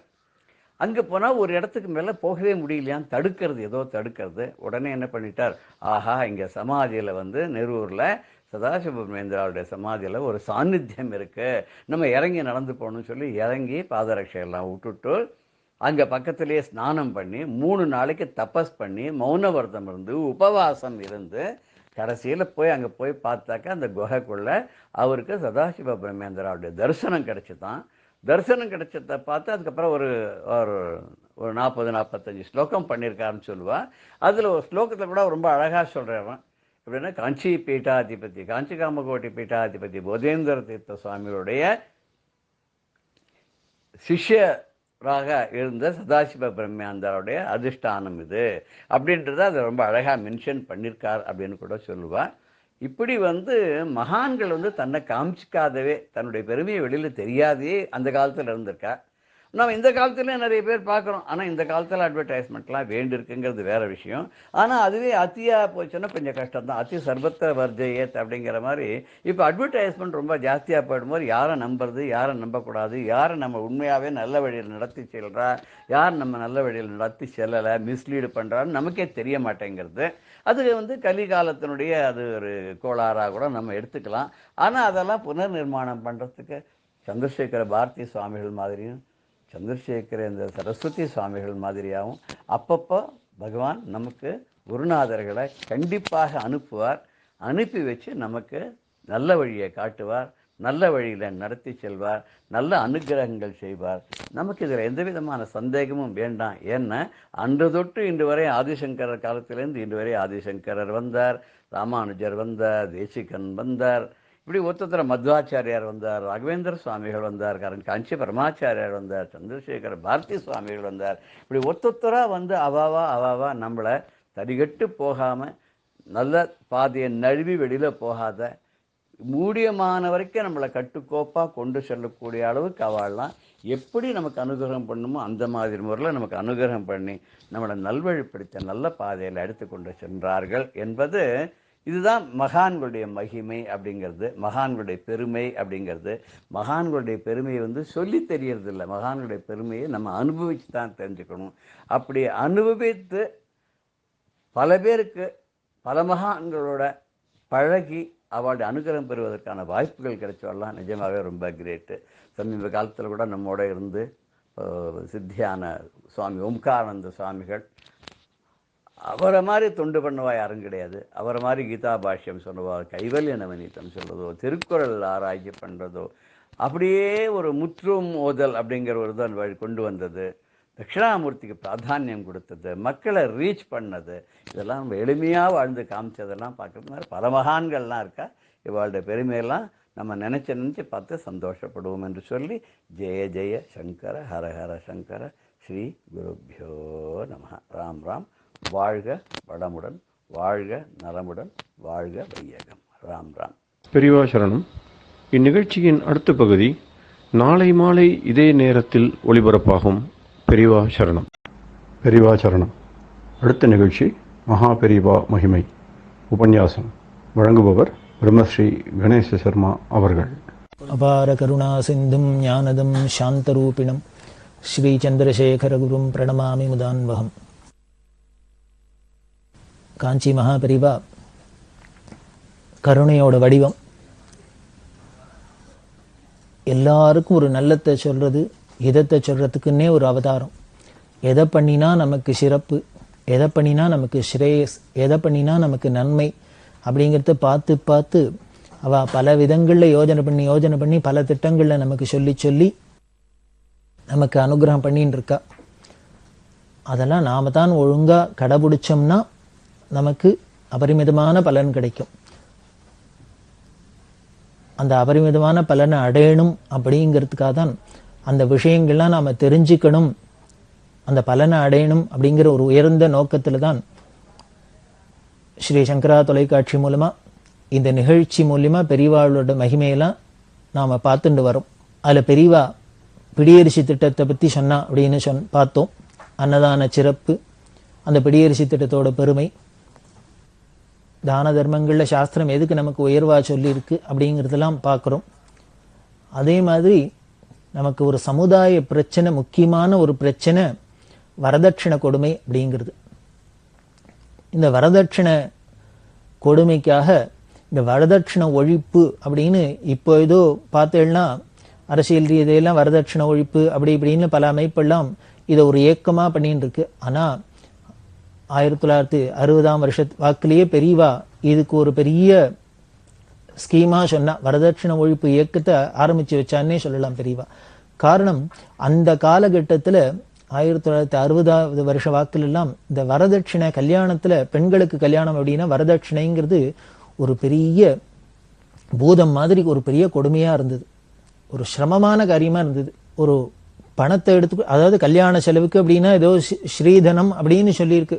பெண்ணை வெறுமனை அனுப்பாத, அவளுக்கு ஏதோ ஒரு நகை நட்டு பாத்திரம் மண்டங்கள் அப்படின்னு கொடுத்து ஏதோ ஒரு ஸ்ரீதனம் கொடுத்து அனுப்பணும் அப்படின்னு சாஸ்திரம் தான் இருந்தா கூட அதை ஒரு ஆடம்பரமா இத்தனை பவுன் போட்டேன், இத்தனை பவுன் நகையை போட்டேன், வைரத்தை போட்டேன், வைர உடைத்தை போட்டேன், இது மாதிரி இத்தனை பட்டுப்புடவை வாங்கினேன், இவ்வளவு விலைக்கு அத்தை வாங்கினோம், இத்தை வாங்கினோம், இவ்வளவு ஆடம்பரம் எடுத்தணும், இத்தனாம் பெரிய சத்திரத்தை எடுத்தோம், இன்னென்னெல்லாம் பண்ணினோம்,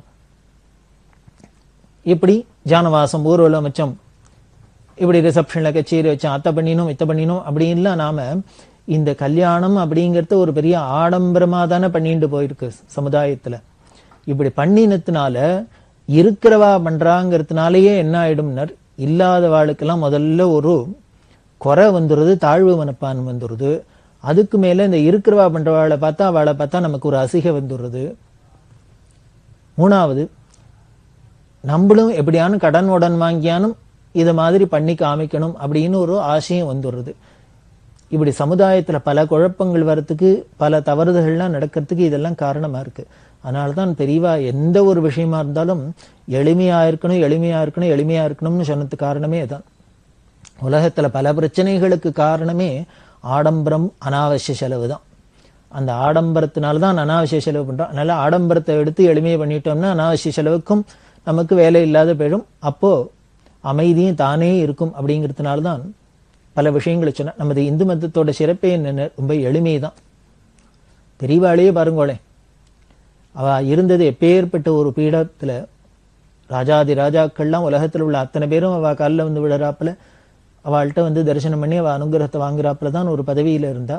அப்படி இருந்தா கூட அவரோட உடையாகட்டும், நடை உடை பாவனை, இருக்கிற இடம் எதுவா இருந்தாலும், ஆகாரம், சர்வத்திலையும் பார்த்தா இனிமே இதை விட எளிமையா ஒருத்தர் இருக்க முடியாது. பெரியவா தெய்வ திருங்குறள்ல பார்த்தா அப்படித்தான் சொல்றா, நாம என்ன பண்ணணும், நம்மளோட நடை உடை பாவனையிலேருந்து எல்லாத்தையும் எந்த அளவுக்கு வச்சுக்கணும் அப்படின்னார், உலகத்துல உள்ள பரம ஏழைக்கு கூட என்ன கிடைக்குமோ அதைத்தான் ரொம்ப இருக்கிறதுலேயே பணக்காரன் கூட வச்சுக்கணும் அப்படிங்கிறா.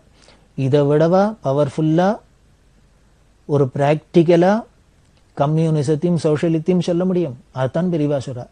நாட்டில் உள்ள பரம ஏழை என்ன கிடைக்குமோ அவனுக்கு அதைத்தான் நாட்டில் உள்ள பணக்காரன் ஆசைப்படணும், வச்சுக்கணும், உபயோகப்படுத்தணும். அப்படி வச்சுனுட்டா இவன் அவனை பார்த்து ஒருத்தருக்கு ஒருத்தர் விரோதம் வராது, துவேஷம் வராது, அதனால தப்பெல்லாம் தண்டாலாம் நடக்காது. அப்படிங்கிறதுனால எளிமையா இருக்கணும்னு சொல்றா. நமது இந்து மதத்துல எல்லாமே எளிமையா இருக்கிறது தான். அப்படி இருக்கிற அந்த மதத்துல பார்த்தீங்கன்னா கல்யாணம் அப்படிங்கிறது நம்ம இருக்கிறதுலே ஒரு பெரிய விஷயமா இருக்கு. லட்சக்கணக்கில் செலவழிக்க வேண்டியிருக்கு, கோடிக்கணக்கில் செலவழிக்கிறவாள்லாம் பார்க்கிறோம். அது அத்தனையுமே பரம தோஷம்னே பெரியவா சொல்றா. சாஸ்திர விரோதம், அதாவது நாம அளவுக்கு அதிகமா செலவழிச்சாலும் அதுவுமே சாஸ்திர விரோதம், அதுவுமே ஒரு திருட்டுக்கு சமம் அப்படிங்கிறா.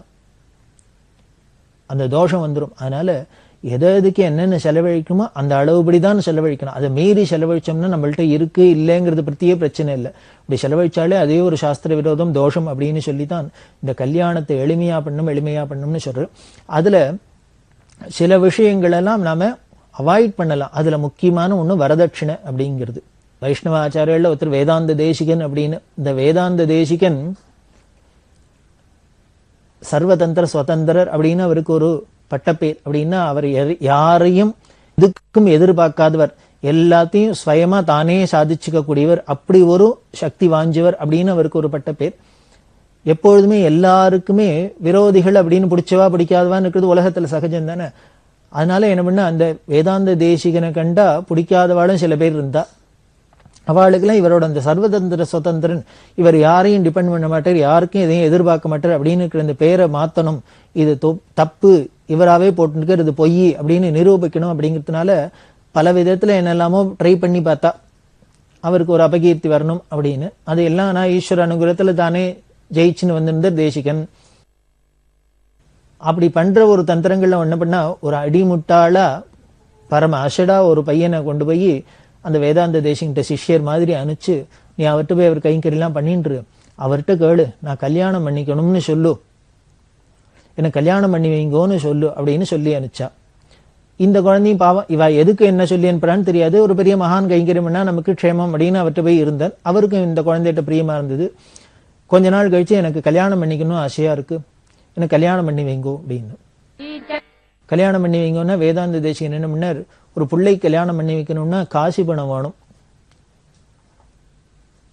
அதுக்கு உண்டான ஐஸ்வர்யத்துக்கு என்ன போறது, இவரோ ஒரு சன்னியாசியா இருக்கார், இவர்கிட்டயோ ஒன்றும் உடமை இல்லாத இருக்கார்.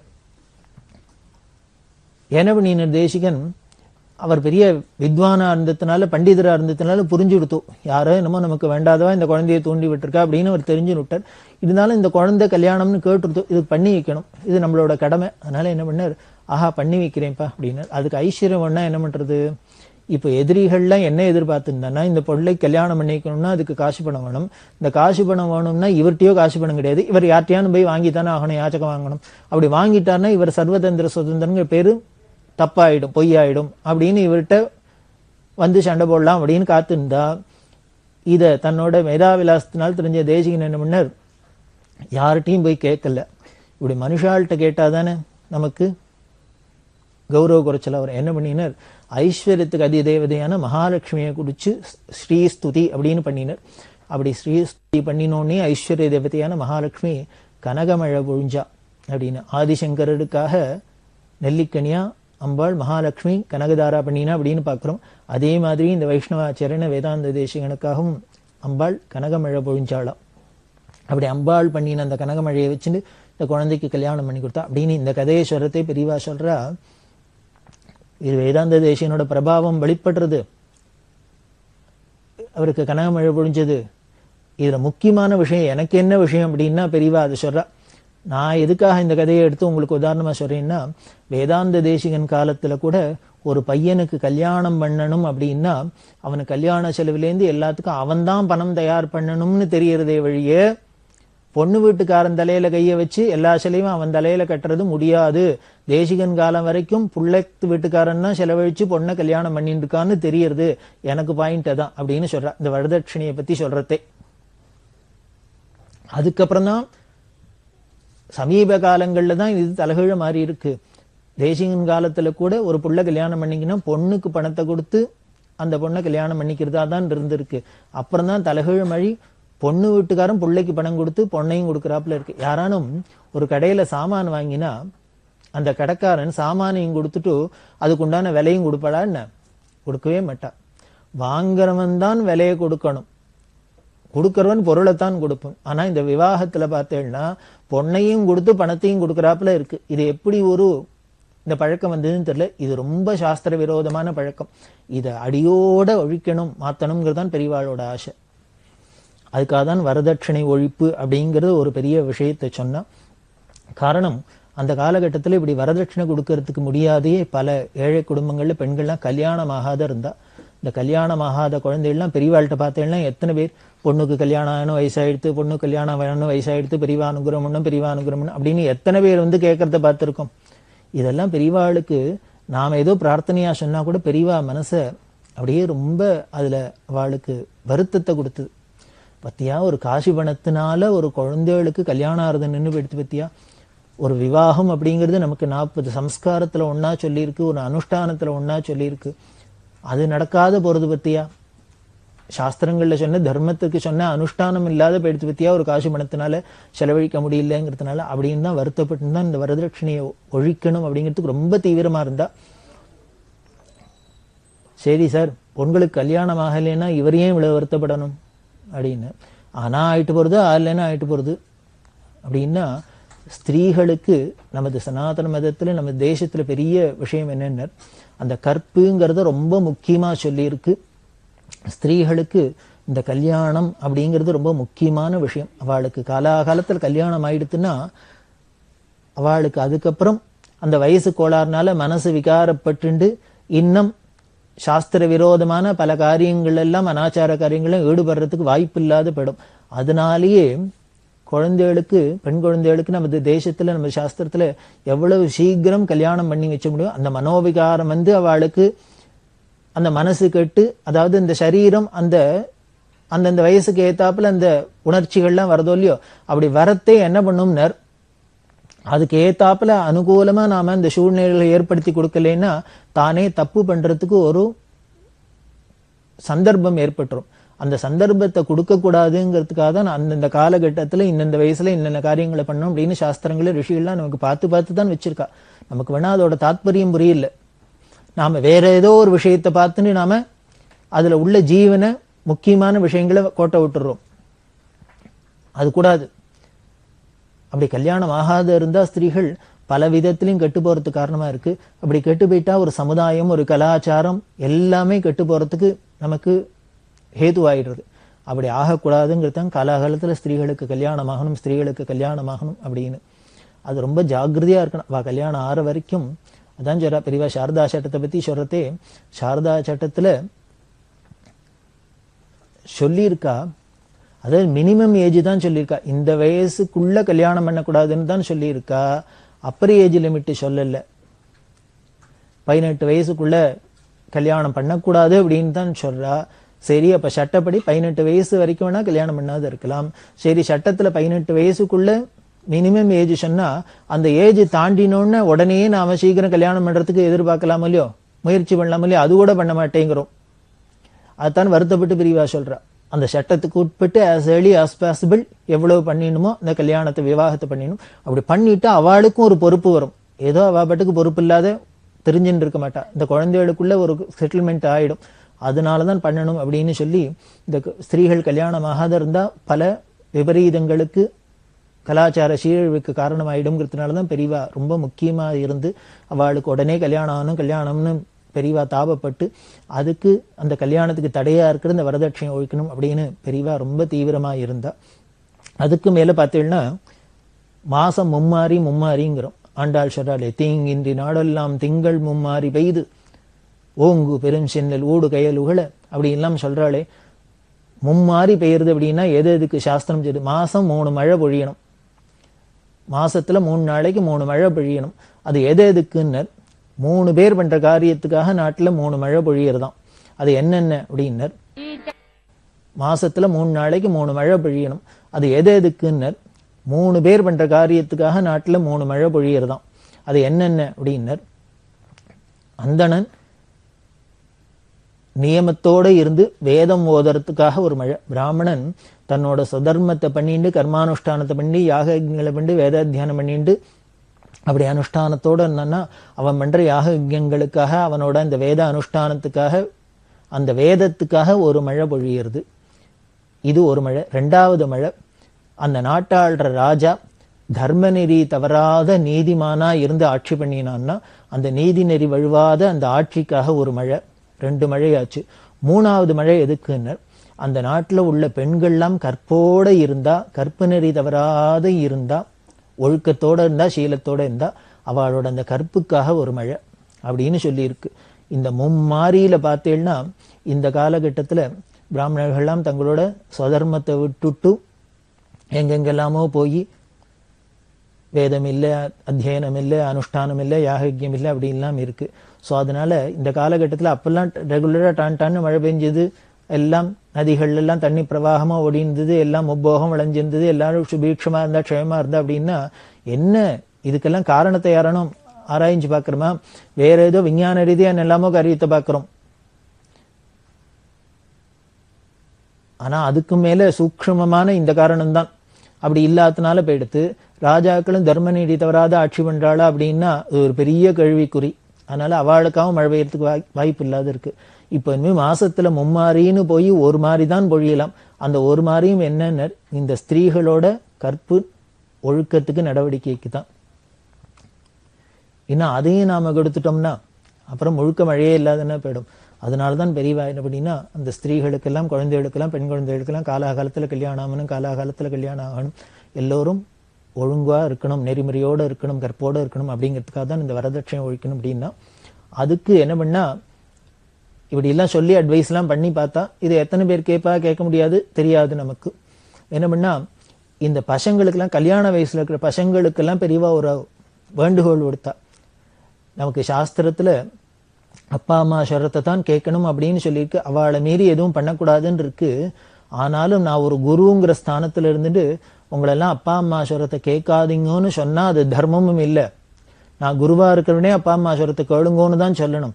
ஆனா ஒரு விஷயத்துக்கு மட்டும் சொல்றேன், இந்த கல்யாண விஷயத்துல உங்களுக்கு கல்யாணம் பண்ணி வைக்கிறது, இவ்வளவு வரதட்சணை கொடுத்தாதான் என் பிள்ளைக்கு கல்யாணம் பண்ணிப்பேன், இவ்வளவு வரதட்சணை கொடுத்தாதான் சீர்சனத்தி பண்ணாதான் என் பிள்ளைக்கு கல்யாணம் பண்ணிப்பேன்னு உங்க அப்பா அம்மா சொன்னால்னா நீங்க தயவு பண்ணி ஒண்ணு பண்ணுங்கோ, சத்தியாகிரகம் பண்ணுங்க. அவ சொன்னதை கேட்காதீங்கன்னு சொல்லல, சத்தியாகிரகம் பண்ணிங்கோ. என்ன பண்ணணும் அப்படின்னு, ஒத்துழையாமை இயக்கம் அப்படிங்கிற அது மாதிரி என்ன பண்ணணும்னர், நீ இது மாதிரி வரதட்சணை கேட்டா, சீர்சனத்தி கேட்டா நான் கல்யாணமே பண்ணிக்க மாட்டேன்னு அப்பா அம்மாட்ட சொல்லுங்க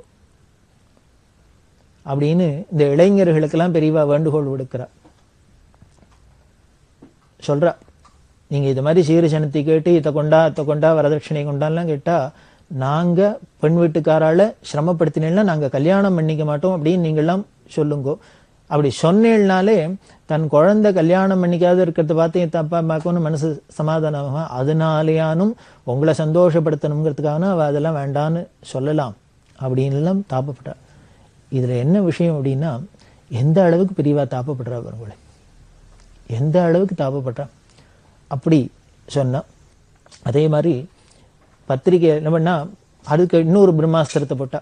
இந்த கல்யாணத்துல எல்லாம் பத்திரிகை எல்லாம் போறோம் இல்லையோ, இந்த குழந்தைகளுக்கும் இந்த பெண்ணுக்கும் இந்த பிள்ளைக்கும் ஈஸ்வர கிருப்பையினால காஞ்சி காமகோடி பீடாதிகள் பரமானுகிரகத்தினால் நிச்சயிக்கப்பட்டு இந்த விவாகம் நடக்கிறது எல்லாம் போடுறோம் இல்லையா. அப்படி பத்திரிகை போறதே நீங்க வரதட்சணை வாங்கிண்டேன்னா, சீர்சனத்தியெல்லாம் கேட்டு வரதட்சணை வாங்கிண்டா அந்த பத்திரிகையில காஞ்சி காமகோடி பீடாதிகள் அனுகிரகத்தினாலன்னு என் பேரை போடக்கூடாது அப்படின்னா. அப்படி வரதட்சணை வாங்கினேன்னா, சீர்சனத்தின்னு கேட்டேன்னா, அதை ஒரு வியாபாரமா பண்ணினேன்னா விவாகத்தை, அதுல என்னோட அனுகிரகம் இருக்குன்னு நீங்க சொல்லப்படாது, கிளைம் பண்ணிக்கப்படாது, என் பெயரை போடக்கூடாது அப்படின்னா. இப்படி பெரியவா என்னெல்லாமோ சொல்லி பார்க்குறா. நமக்கு உடனே ஒரு பெரியவா அனுகிரகம் தானே வேணும்னு எல்லாம் படுத்தணும், அது வேண்டான்னு யாரானு விடுவோமா? விடமாட்டோம் அப்படிங்கிற ஒரு நம்பிக்கை பெரியவாளுக்கு.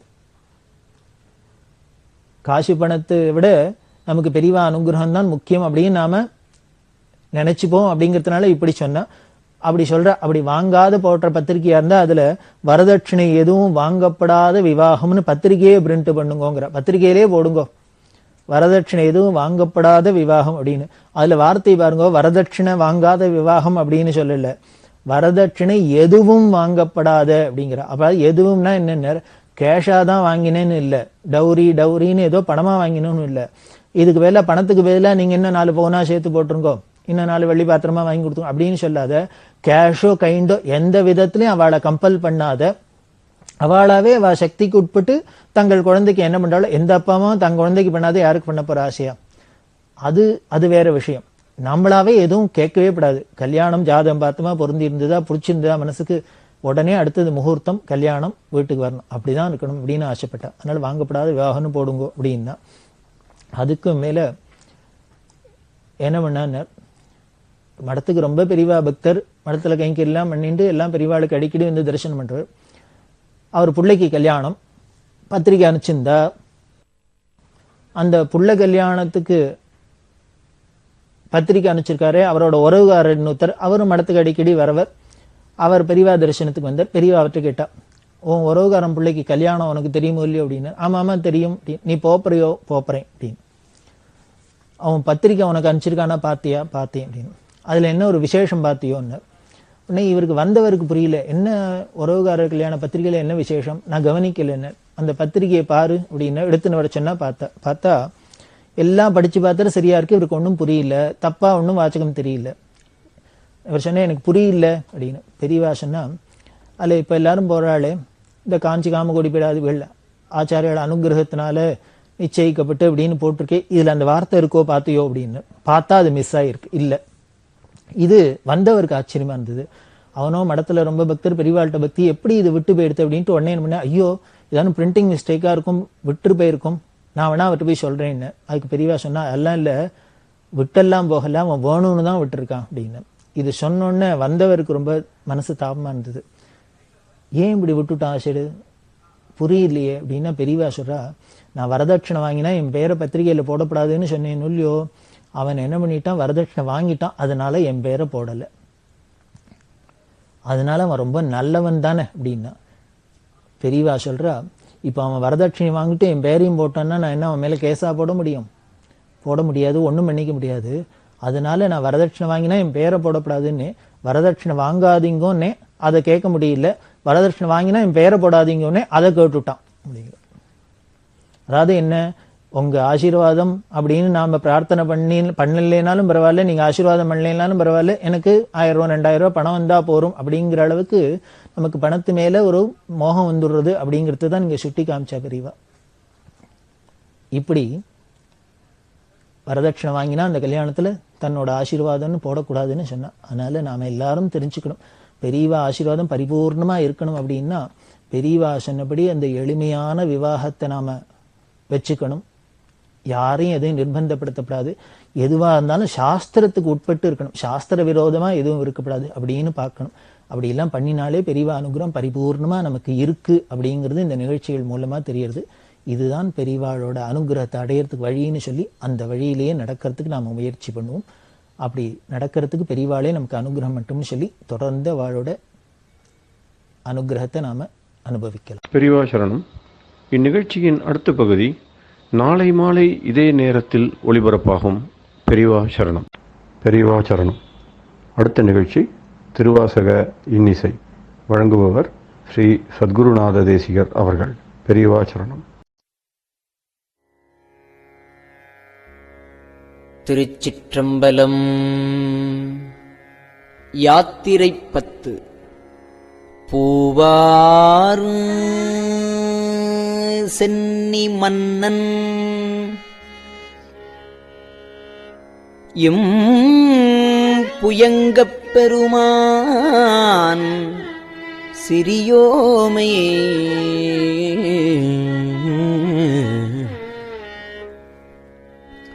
ஓவாது உள்ளம் கலந்து உணர்வாய் உருக்கும் வெள்ளக்கருணையினால் ஆவா என்னப்பட்டு அன்பாய் ஆட்பட்டீர் வந்து ஒருப்படுமின்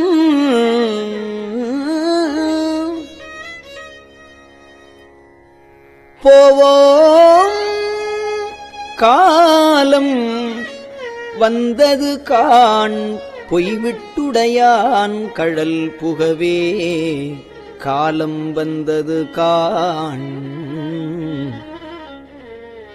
பொய்விட்டு உடையான் கடல் புகவே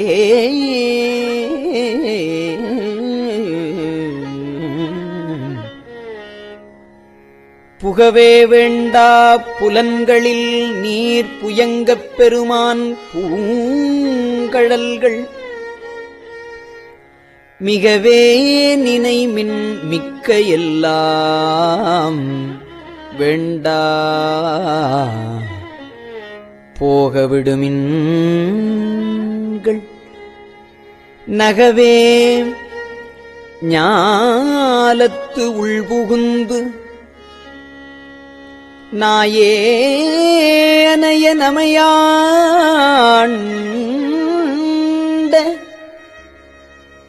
தகவே உடையான் தனைச்சாரா தகவே உடையான் தனைச்சார தளராது இருப்பார் தாம் தாமே தாமே தமக்குச் சுற்றமும் தாமே தமக்கு விதிவகையும் யாம் ஆர் எமது ஆர் பாசம் ஆர் என்ன மாயம் இவை போக கோமான் பண்டைத் தொண்டரொடும் அவன் தன் குறிப்பே குறிக்கொண்டு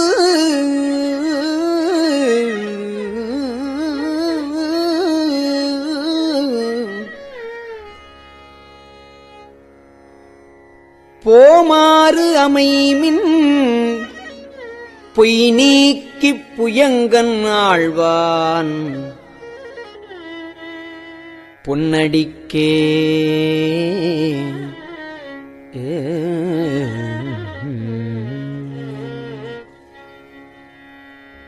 அடியார் ஆனீர் எல்லீரும் அடியார் ஆனீர் எல்லீரும்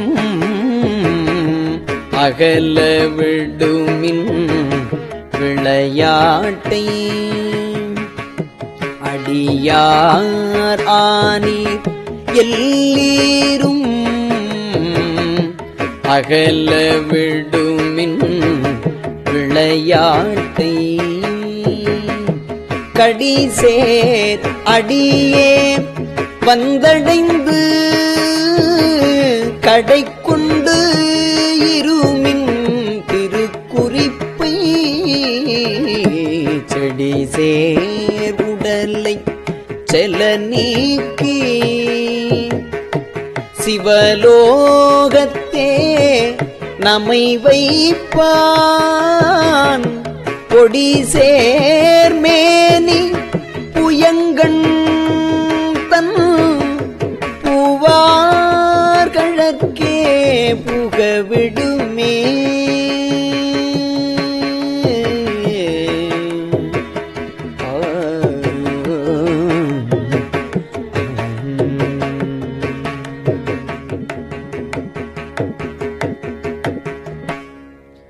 விடுமின் வெகுளி வேட்கை நோய் மிகவோர் காலம் இனியில்லை உடையான் அடிக்கீழ் பெரும் சாத்தோடு உடன் போவதற்கே ஒருப்படுமின் அடைவோம் நாம் போய் சிவபுரத்துள் அணியார் கதவு அடையாமே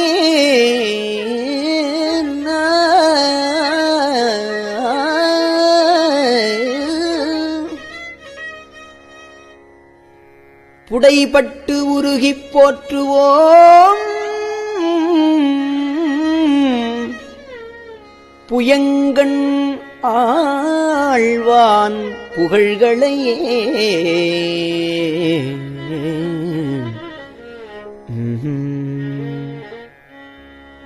புகழ்மின்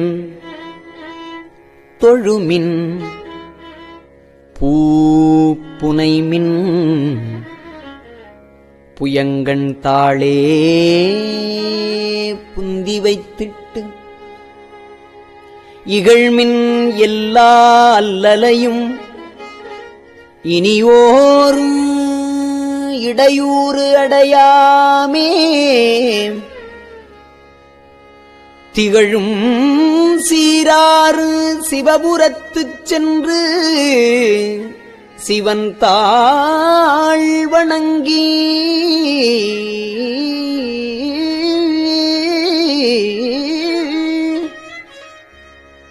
நாம் நிகழும் அடியார் முன் சென்று நெஞ்சம் உருகி நிற்போமே.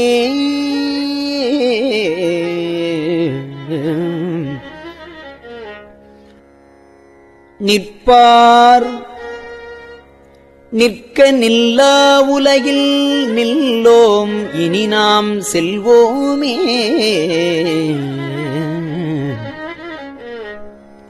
பொற்பால் ஒப்பாம் திருமேனி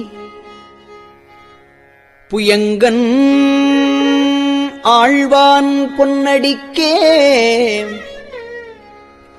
நிற்பீர் எல்லாம் தாழாதே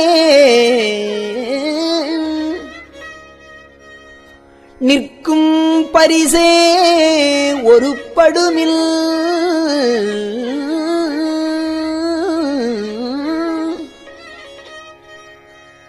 பிற்பால் நின்று பேழ்கணித்தார் பெறுதற்கு அரியன் பெருமானே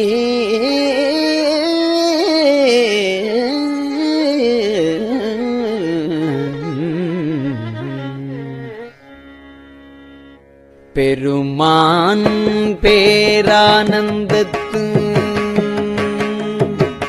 பிரியாதிருக்க பெற்றீர்கள் அருமால் உற்று பின்னை நீ அம்மா அழுங்கி அரற்றாதே திருமாமணிசே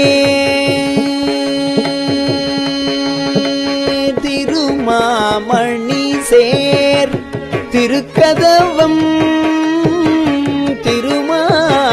திருமாமணிசேர் திருக்கதவம் திறந்த போதே சிவபுரத்து திருமால் அறியா திருப்புயங்கள் திருத்தாள் சென்று சேர்வோமே.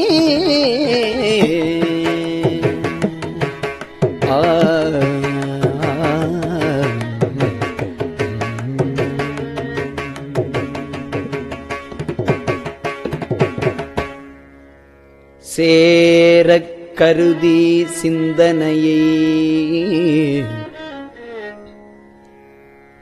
திருந்த வைத்துச் சிந்திமின்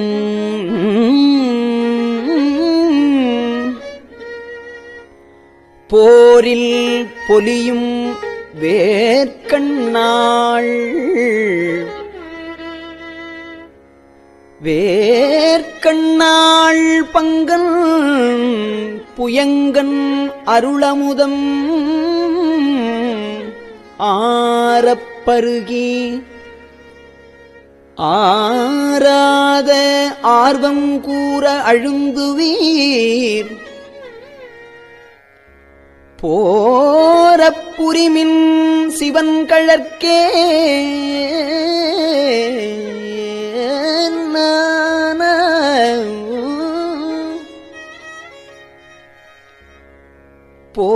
போரப்புரிமின் சிவன் கழற்கே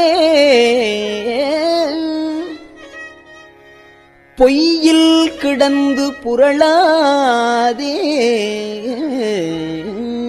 நாம்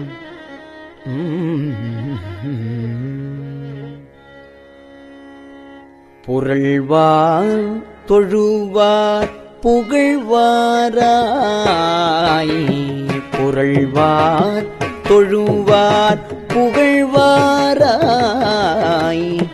இன்றே வந்தாள் ஆகாதி மருள்வீர் பின்னை மதிப்பாரார் மருள்வீர் பின்னை மதிப்பாரார் மதியுள்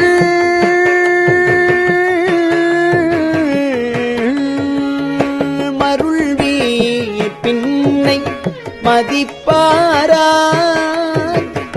மதியுள் கலங்கி மயங்குவீர் தெருள்வீராகில் இது செய்மின் சிவலோகக்கோன் திருப்புயங்கள் தெருள்வீராகில் இது செய்மின் சிவலோகக்கோன் திருப்புயங்கள் அருளார் பெறுவார் அகலிடத்தே அருளார் பெறுவார் அகலிடத்தே அந்தோ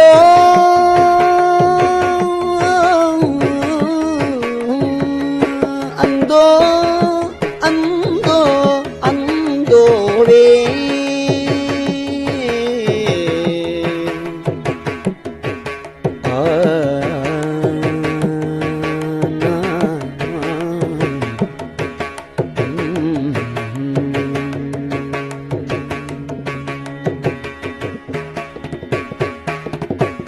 திருச்சிற்றம்பலம்.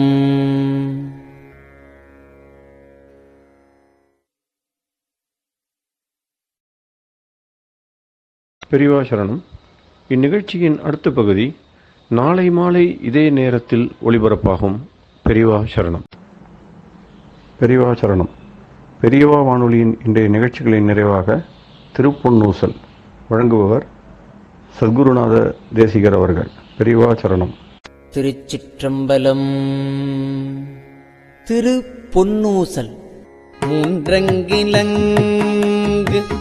நயனத்தன் மூவாத வாந்தங்கு தேவர்களும் காணாமலர் அடிகள் தேன் தங்கு தித்தித்து அமுதூரி தான் தெளிந்தங்கு ஊந்தங்கு நின்றூருக்கும் உத்தர கோசமங்கை போந்தங்கு இடை மருது பாடி குலமஞ்சை போன்றங்கு அனநடையீர் பொன்னூசலாடாமோ போன்றங்கு அனநடையீர் பொன்னூசலாடாமோ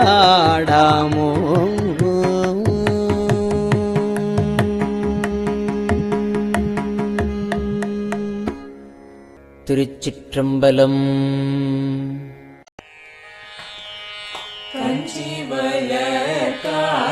காமாட்சி தன் குழந்தாய் சங்கரரே கஞ்சிவல காமாட்சி தன் குழந்தாய் சங்கரரே குரு சந்திரசேகரரே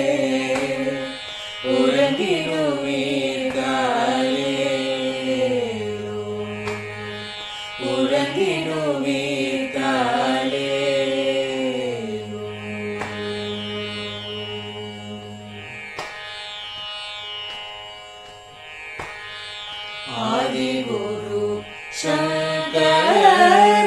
சங்கரராய் அன்றொரு நாள் வந்தவரே அறுபத்து எட்டாகும் ஈட்டபதி காலே ஏழுலகும் பூப்பவரே காப்பவரே கரப்பவரே எல்லோர்க்கும் அருள்பவரே உலகிடுவீர்காலே அயனுடனே மாலவனோ தேடிய பொற்பதத்தவரே அருமறைகள் சாற்றும் முயல் மலர்பதமே காலே முக்தி நிலை எய்திடவே சக்தி தரும் சத்குருவே முக்தி நிலை எய்திடவே சக்தி தரும் சத்குருவே நித்தமெங்கள் நாவீசையில் நித்திரை கொள்தாயே நித்தமெங்கள் நாவீசையில்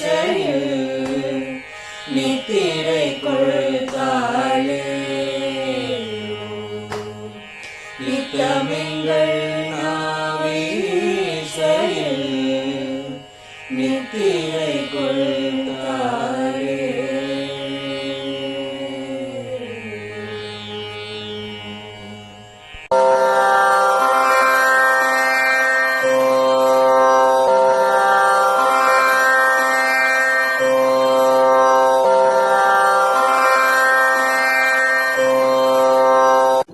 பெரியவா சரணம். பெரியவா வானொலியின் மாலை நிகழ்ச்சிகள் இத்துடன் நிறைவடைகின்றன. எமது அடுத்த ஒளிபரப்பு நாளை காலை இந்திய நேரப்படி 6 மணிக்கு துவங்கும். பெரியவா சரணம்.